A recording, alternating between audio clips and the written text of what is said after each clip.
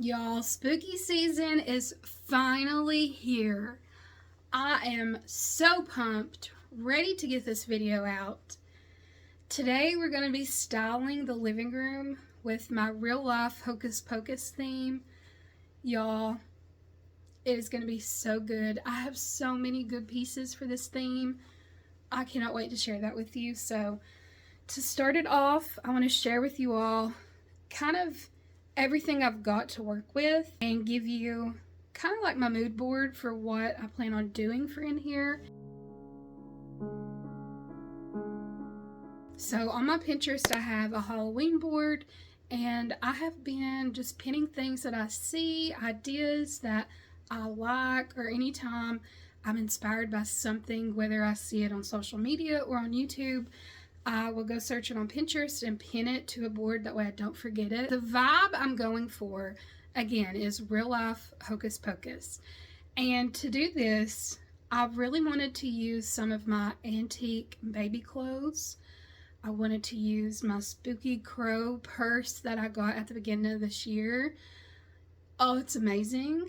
And I've done several DIYs, which I shared with you guys already. So those will be used in here, and I'm just kind of building on my bookshelf. And then I'm also going to drape some creepy cloth over the curtains and kind of just make it look eerie and spooky. Y'all know me, and you know that I love moody aesthetic. I love Victorian influence design. I also love French influence design. So with that comes a lot of ornateness, a lot of dark colors. In Hocus Pocus, obviously they needed children, so I have antique baby clothes. Like I have a couple of like little gowns, overshirts, things like that. So I knew I wanted to use those because what's left over after the witches need them, y'all. I don't want to go into full explanation here, but you know what I mean. It is their clothing. So I knew I wanted to put those in here somehow, and also the baby shoes. I also wanted to have a Victorian morning gown. Now, if you're not familiar with what that is, so in the Victorian era, women, actually everyone, had to wear morning clothing when a loved one passed away. Women specifically had to wear morning clothing a lot longer than men. Per Google, I'm pretty sure it said women, if they were to lose a spouse or something like that, had to wear their solid black morning attire for several years, whereas men could only wear it for a few weeks to a couple months.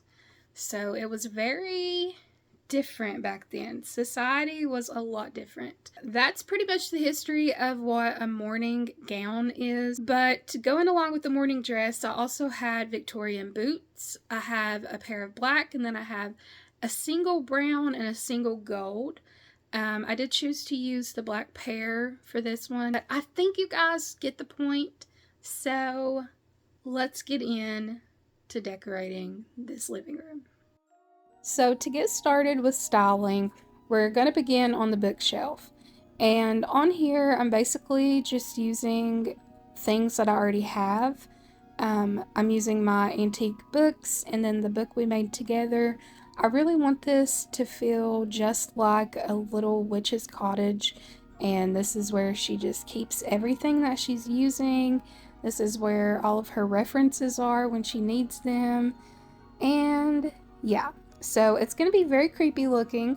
I plan on using some dried flowers, some feathers, some bottles, my English marmalade jars for storage, and then obviously we're creeping some creepy cloth.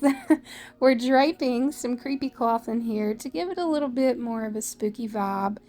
And I'm also using a lot of my cabinet cards, and I think I even have a tin top in here. So we're just going to place things around until it looks like a little witch's cottage, and this is where she's working on things. You are going to notice by the end of the video that I have completely rearranged this living room from the time I recorded this. It was just way too dark in here and I was struggling to get good video clips, so I ended up moving this to the other side of the room, and I personally like the way it looks better, but I did keep it kind of the way we're styling it right here.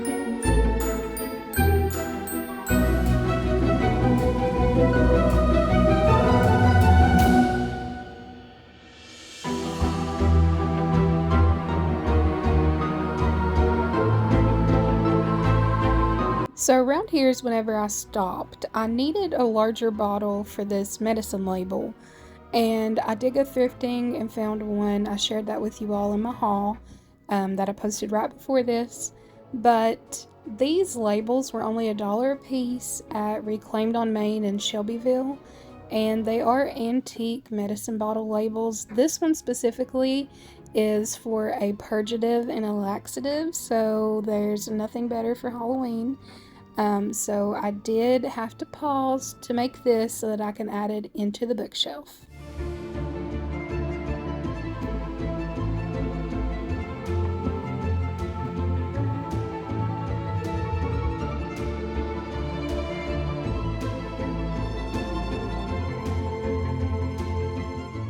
So now I have it moved to the gallery wall part of the room, and I'm just adding pieces to the gallery wall to go with the theme.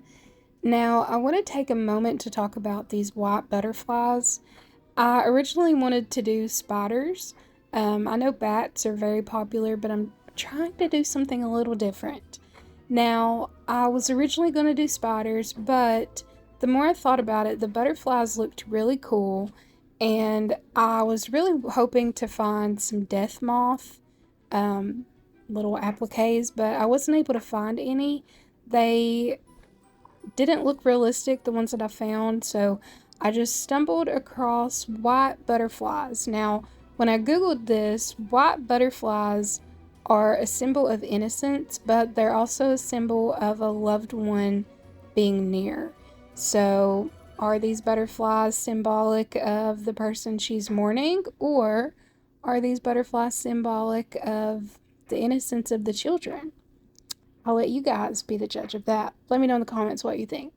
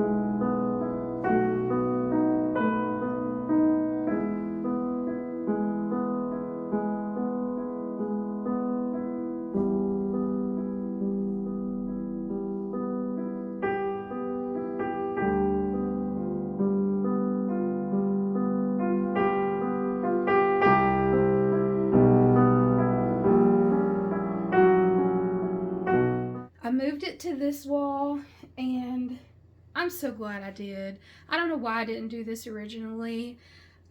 Last year for my witch theme, I did it on this wall as well, and it was beautiful. So I'm very happy that I moved everything. I think it turned out so beautiful. I really hope you guys enjoyed this video. If you did, please give it a thumbs up and subscribe if you haven't already. I would love to have you here. Speaking of subscribing, I have promised you guys a giveaway once I hit 2,000 subscribers.